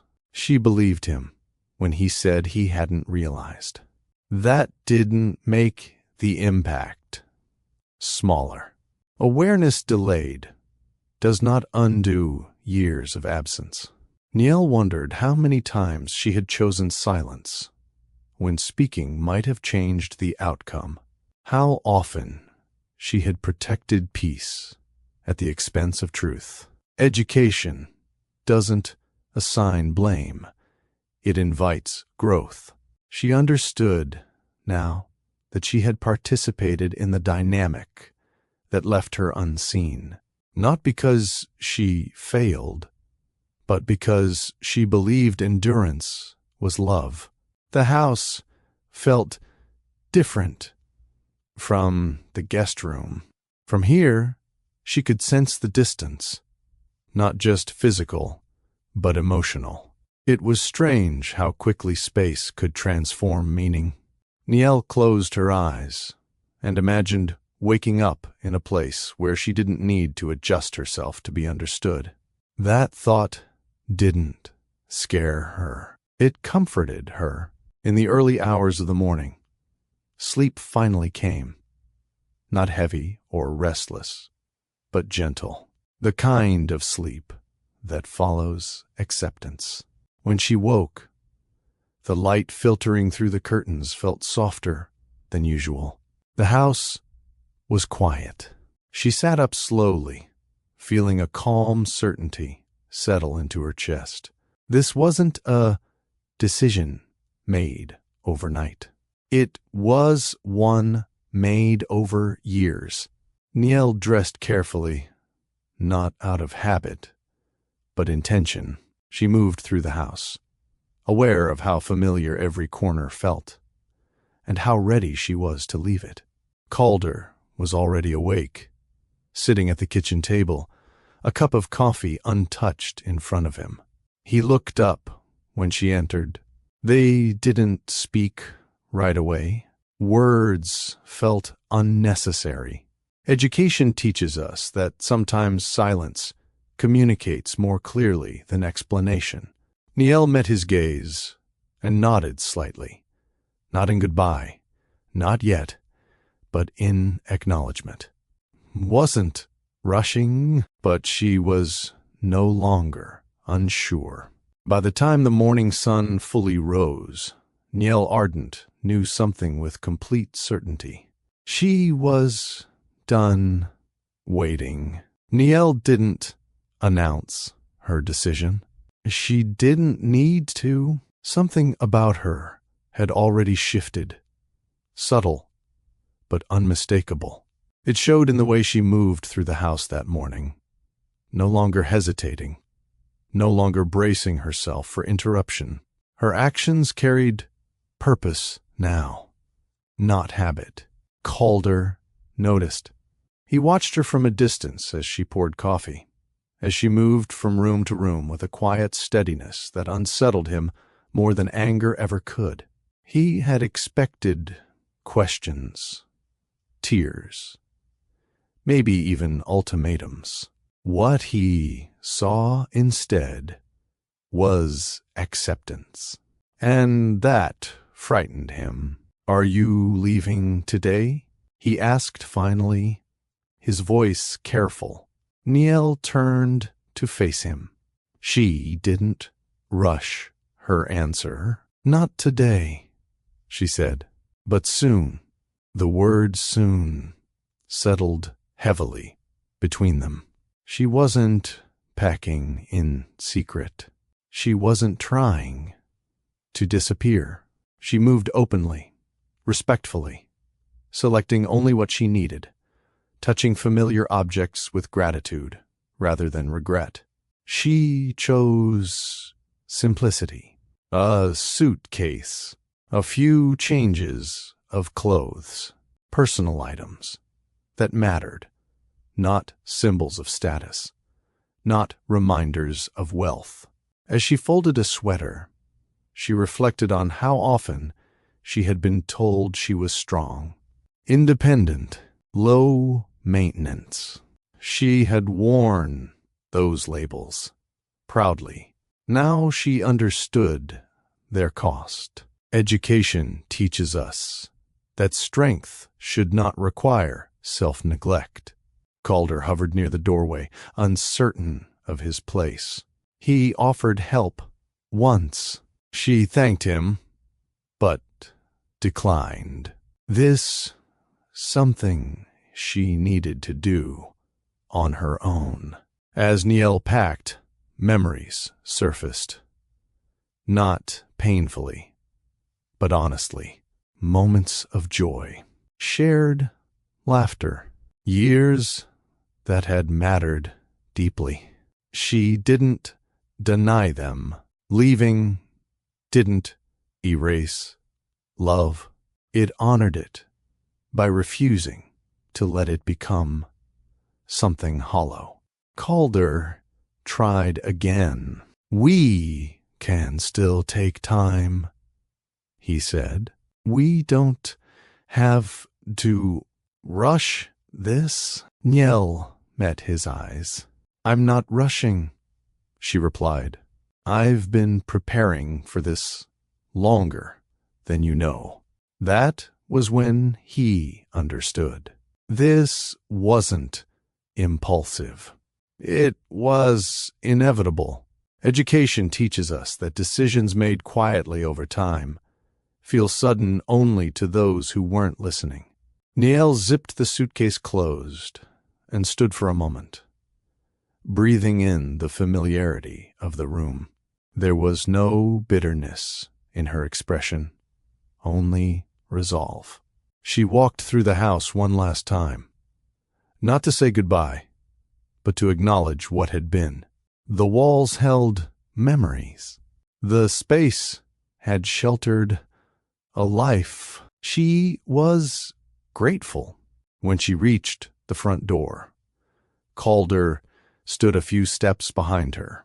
"Niel," he said softly, "I never wanted to lose you." She turned slowly, her expression gentle. "I know," she said, "but wanting isn't the same as choosing." The words weren't meant to wound. They were meant to be true. Niel rested her hand on the door handle, not yet opening it, but ready. In that moment, she felt something she hadn't felt in years. Alignment. Her heart, her mind, and her actions were finally speaking the same language. Education teaches us that peace arrives when we stop arguing with ourselves. She took one final look, not back at what she was leaving, but forward at what she was choosing. And when she opened the door, she didn't feel like she was losing a life. She felt like she was reclaiming one. Niel stepped outside without hesitation. The morning air met her gently, cool and steady, as if the world itself was not surprised by her decision. She paused just beyond the doorway, suitcase resting at her side, and allowed herself one slow breath. This was 36 years did not end with chaos. They ended with choice. Behind her, Calder stood still, watching as the door closed between them. Not slammed, not forced shut, but allowed to rest in place. The sound it made was soft, almost polite. Niel did not rush down the steps. She moved at a pace that matched her certainty. Each step felt lighter than the one before it, not because leaving was easy, but because staying had become impossible. As she reached the sidewalk, she felt a subtle shift inside her chest. The tension she had carried for years, unacknowledged, unnamed, began to loosen. Education teaches us that relief does not mean the absence of love. It means the absence of denial. Niel placed her suitcase in the car and sat behind the wheel for a moment before starting the engine. Her hands rested calmly, steady and sure. She didn't cry, not because she felt nothing, but because she finally felt aligned. She thought about the woman she had been inside that house. Patient, loyal, quiet. She honored her. That woman had done her best with what she knew at the time. But she was no longer that woman. Niel turned the key, the engine humming softly to life. As she pulled away, she didn't look back, not out of anger, but because she didn't need to. She knew what was leaving, and she knew why. Inside the house, Calder remained where he was, long after the sound of the car faded. The space felt larger now, emptier in a way that could not be filled by success or comfort. For the first time in years, the silence demanded his attention. He sat at the table where they had spoken the night before, replaying her words, not defensively, not dismissively, but honestly. Wanting isn't the same as choosing. Education teaches us that loss often reveals what presence once masked. Calder realized how much he had assumed rather than maintained. How often he had trusted longevity to do the work of intention. How easily he had mistaken peace for fulfillment. Niel had not left suddenly. She had arrived at her decision slowly and with clarity. As the morning unfolded, Calder moved through the house differently now. He noticed the empty pieces, the absence of small routines, the quiet that no longer felt neutral. He understood something too late. Love unattended does not announce its departure. It simply stops waiting. Meanwhile, Niel drove with the radio off, allowing her thoughts to settle naturally. She wasn't running away. She was moving forward. Her future felt open, not frightening. Education teaches us that walking away is not an act of destruction. It is an act of preservation. Niel didn't know exactly what came next, but for the first time in years, she trusted herself to find out. Niel's first night alone was quieter than she expected. Not empty, just still. She had chosen a modest place to stay, simple and uncluttered, with windows that let in soft evening light. There was no grandeur, no excess, just space, and for the first time in a long while, the space felt like it belonged entirely to her. She unpacked slowly, placing each item with intention. There was no rush to recreate comfort. Comfort would come in its own time. She stood by the window as dusk settled, noticing how peaceful her thoughts felt. Not joyful, not relieved in any dramatic way. Balanced. Education teaches us that peace often feels unfamiliar when we've lived too long in quiet tension. Niel made herself a light meal and ate at the small table, listening to the sounds of a neighborhood she didn't yet know. For once, she wasn't waiting for someone to come home. She wasn't measuring time by another person's schedule. She went to bed early and slept deeply. When she woke the next morning, the absence felt real, but not painful. It felt honest. Niel began to build a rhythm that belonged to her. Morning walks, simple meals, long stretches of uninterrupted time. She didn't fill the silence with noise. She let it teach her. She realized how much of her life had been structured around anticipation, waiting for a call, a return, a moment of attention. Now There was nothing to wait for. That freedom felt unfamiliar, but grounding. Meanwhile, Calder experienced a very different quiet. The house felt hollow in a way he hadn't anticipated. He found himself listening for routines that no longer existed. The sound of movement in the kitchen, the soft cues of shared life. Success continued to demand his attention. Meetings resumed. Calls came in. His schedule remained full. But the silence followed him. Education teaches us that busyness can delay awareness, but not eliminate it. For the first time, Calder noticed how much Niel had anchored his life, not through control or dependence, but through presence. The calm he had taken for granted was gone. He reached for his phone more than once, then stopped himself. What would he say? Apologies now felt late.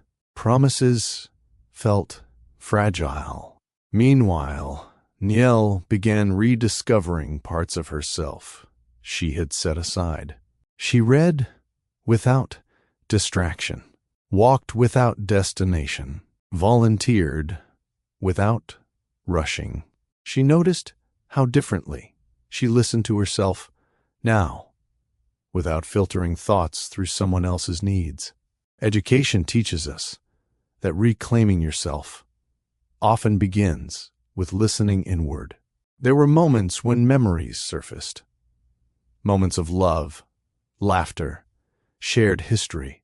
She didn't push them away. She honored them. Leaving didn't erase the life she had lived. It reframed it. Calder, on the other hand, began to understand the cost of delayed presence. Success no longer felt as grounding without someone to share it with. He recognized how often Niel had adjusted, so he wouldn't have to. That awareness arrived without blame, but with consequence. Education teaches us that understanding after loss still matters, but it cannot undo what absence has already taken. Weeks passed. Niel felt stronger. Not hardened, but clearer. She didn't rush into new attachments. She didn't seek validation. She allowed herself to exist fully in her own life. Calder reflected deeply, painfully, on what it meant to love someone without fully showing up. Two people, once aligned, now learning separate lessons. One about self-respect, one about presence. And both lessons, though difficult, carried truth. Rebuilding did not begin with reinvention. Niel didn't wake up one morning, transformed, filled with sudden confidence or dramatic clarity. Instead, change arrived the way truth often does, gradually, through consistency. She created a routine that belonged entirely to her. Mornings started slowly. She made tea and sat by the window, watching the day unfold without feeling the need to hurry. She walked through nearby streets, noticing details she once overlooked because her mind had been elsewhere. There was comfort in choosing her own pace. Education teaches us that independence is not about doing everything alone. It's about choosing how you live. Niel reconnected with parts of herself she had quietly set aside. She returned to reading with intention, letting stories unfold without interruption. She volunteered not as a distraction, but as a meaningful extension of her values. She noticed how different it felt to make decisions without considering how they might affect someone else's schedule. This wasn't selfishness. It was self-respect. There were moments when loneliness surfaced, not sharply, but honestly. Niel didn't fight those moments. She allowed them to exist without rushing to fill them. She learned something important. Loneliness that comes from solitude feels different from loneliness that comes from emotional neglect. One teaches you to listen inward. The other teaches you to disappear. Education often arrives through contrast. Niel began journaling again, not to process grief, but to explore identity. She wrote about the woman she had been in her marriage, and the woman she was becoming. She didn't regret loving deeply. She regretted believing that loving deeply meant loving silently. Meanwhile, Calder continued to confront the consequences of absence. He attended meetings, closed deals, expanded ventures, but success felt strangely hollow now. Without Niel's steady presence, the achievements lacked grounding. He noticed how often he reached for his phone to share news with her, then stopped.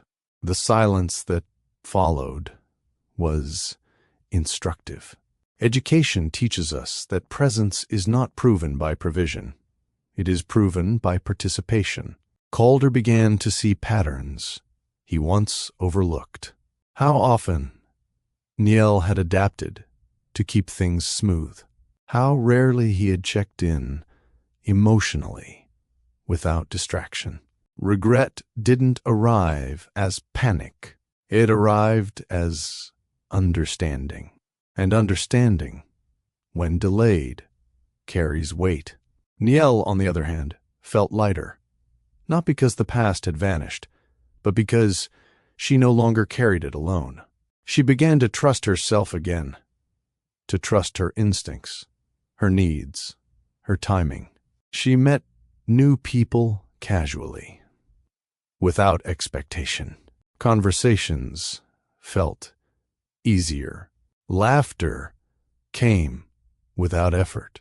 She wasn't searching for replacement. She was building wholeness. Education teaches us that healing does not mean forgetting. It means integrating. Niel found peace in knowing she had honored the life she lived and the self she preserved. She had chosen dignity over familiarity, clarity over comfort. That choice began to reshape everything. Calder had always believed awareness arrived the moment you were told the truth. He was learning, slowly and painfully, that awareness often arrives later, when silence removes all distractions. Without Niel in the house, there was no buffer between him and himself. He noticed how often he worked late, not because he had to, but because work had become a place where he felt competent, needed, and uninterrupted. At home, he had once assumed comfort meant stability.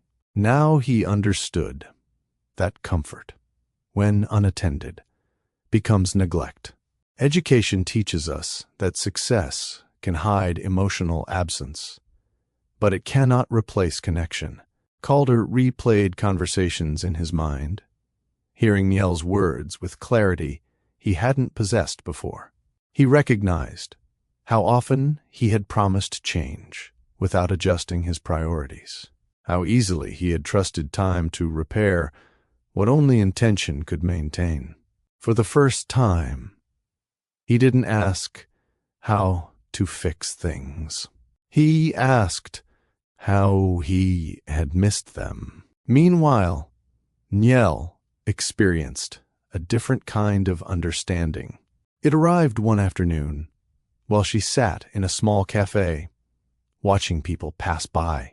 Couples talked quietly. Individuals moved with purpose. Life unfolded without urgency.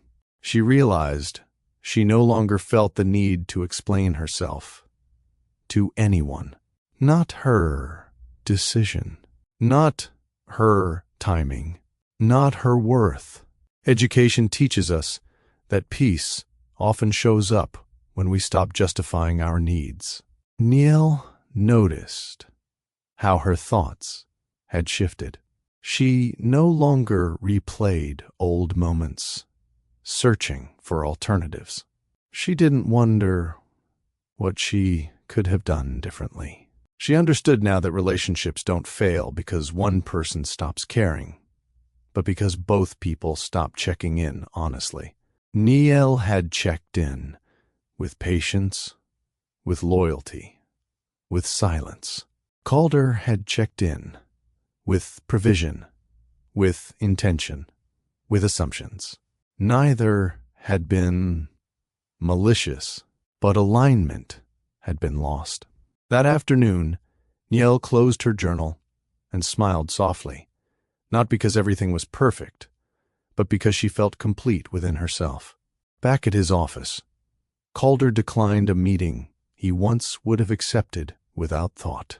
He sat alone instead, reflecting not on regret, but on responsibility. He recognized something essential. Niel hadn't walked away to punish him. She had walked away to preserve herself. Education teaches us that love does not obligate someone to stay where they are unseen. Calder respected that now, even if it came at a cost.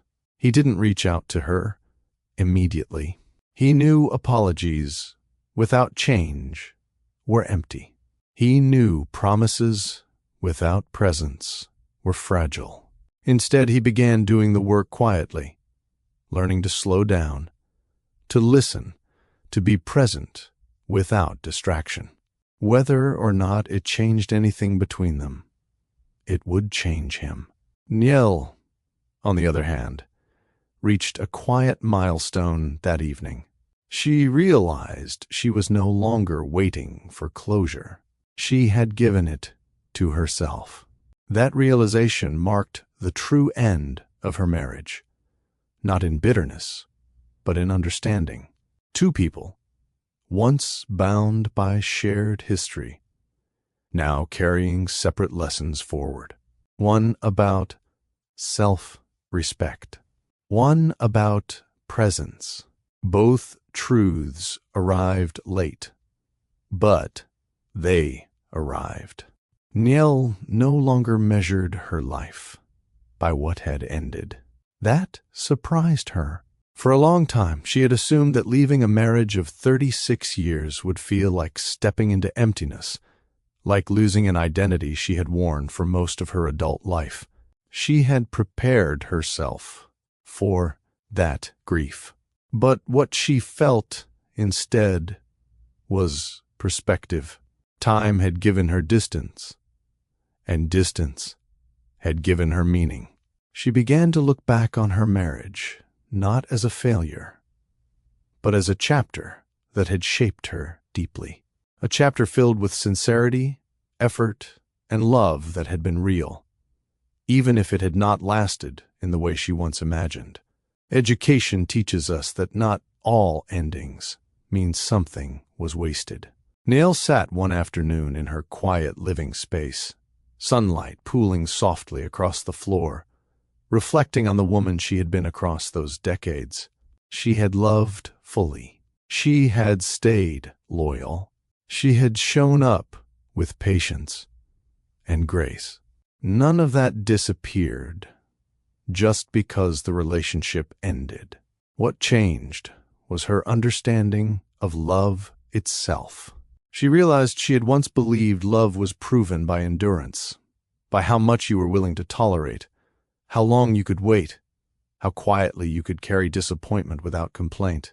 Now, she knew better. Love, she understood, is proven by presence, by attention, freely given, by curiosity that doesn't fade, by choosing someone not out of habit, but intention.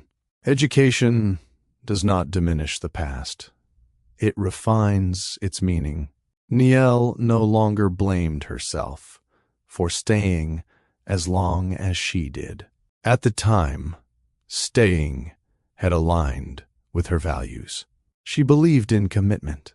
She believed in patience. She believed in giving love room to grow. Those beliefs weren't wrong. They were simply incomplete. What she had learned, what she wished more people understood, was that patience without reciprocity becomes self-neglect. Loyalty without presence becomes loneliness, and silence, when used to preserve peace, can quietly erase the self. Niel thought about Calder, not with bitterness, but with clarity. She saw now that he had loved her in the way he knew how. He had provided, protected, and intended well. But intention had replaced attention, and success had crowded out intimacy. She no longer needed him to acknowledge that truth for it to be valid. Education teaches us that closure does not require agreement. It requires acceptance. Niel felt gratitude, not just for the good memories, but for the lessons the ending had offered. She had learned to listen to herself again, to trust discomfort as information, not weakness. She had learned that walking away does not mean you failed. It means you stopped abandoning yourself. That understanding settled into her like a quiet strength. As evening approached, Niel stepped outside, breathing in the calm of a life no longer shaped by waiting. She didn't know exactly what the future held: new love, new paths, or simply continued peace. And for the first time, not knowing felt like freedom. Niel did not rush into a new life. She allowed it to arrive naturally. Days unfolded with gentle consistency, each one reinforcing a truth she had learned the hard way. Peace is not loud, and fulfillment does not need permission. Her life no longer revolved around waiting for someone else's availability. It moved in rhythm with her own values. She felt grounded. There were moments when memories surfaced unexpectedly: a shared laugh, a quiet evening, a familiar habit. Niel welcomed them without fear. Those memories no longer pulled her backward. They reminded her that she had loved well. Education teaches us that honoring the past does not require returning to it.